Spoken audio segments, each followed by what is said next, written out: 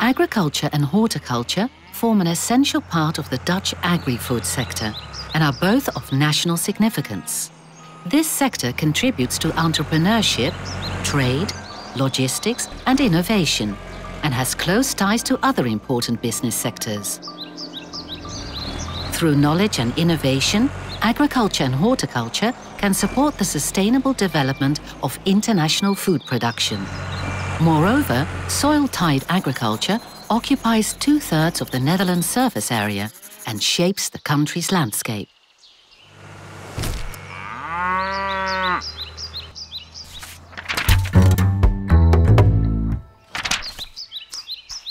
However, there are also concerns relating to agriculture and horticulture.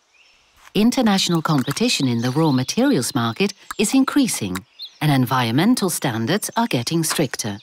This requires improved chain management and waste recovery. Citizens are concerned about public health and animal welfare. Outbreaks of animal diseases have a huge impact on society. Consumers are critical about how food is produced and where it comes from. Moreover, the landscape is deteriorating and plant and animal species are vanishing. These kinds of developments put pressure on current agricultural and horticultural practices. The agricultural sector must undergo fundamental changes towards sustainability if it wants to retain its license to operate. All agricultural enterprises have to pay close attention to economic, social and ecological issues. Economic means entrepreneurship, profitable and innovative. Social refers to earning the trust of consumers and citizens through the careful treatment of plants, animals, soil and nature. Ecological stands for the preservation of biodiversity, the lowest possible emissions, efficient use of raw materials and water, producing energy and closed cycles.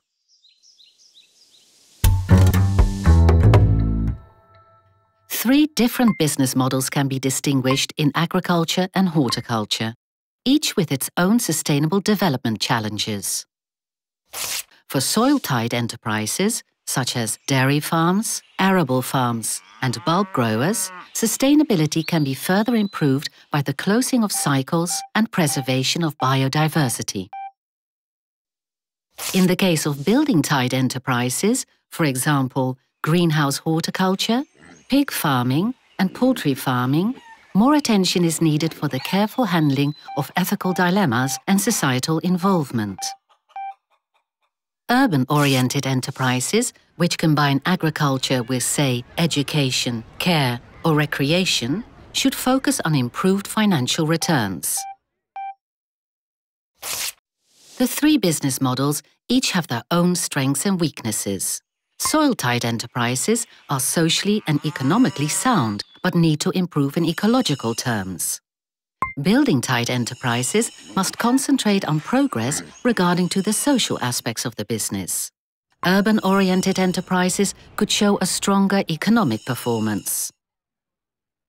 Debating which agricultural business model is the best is of no help in working towards sustainable development. Exchange between the different models and the underlying concepts is not only essential, but also opens up new perspectives.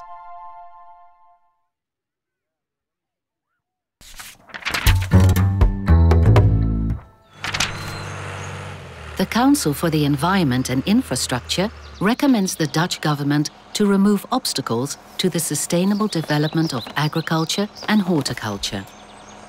The recommendations in their report consist of 5 main points.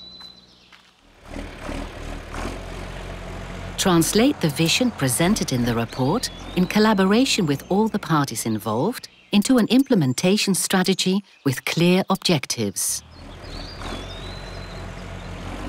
Create opportunities for the 3 business models so they can all undertake steps towards greater sustainability. Use knowledge and innovation as the engine of sustainable development. ensure that adequate laws and regulations are in place. Finally, facilitate broad public support through an ongoing dialogue between these sectors and civil society. Agriculture and horticulture are of great importance to the Netherlands. But in terms of sustainability, their performance has to improve. The Council for the Environment and Infrastructure states, "Make clear what the sector must achieve and motivate all types of agricultural enterprises to find sustainable solutions themselves." If the process of sustainable development is enforced now, the next few decades will continue to offer opportunities for a strong agriculture in the Netherlands.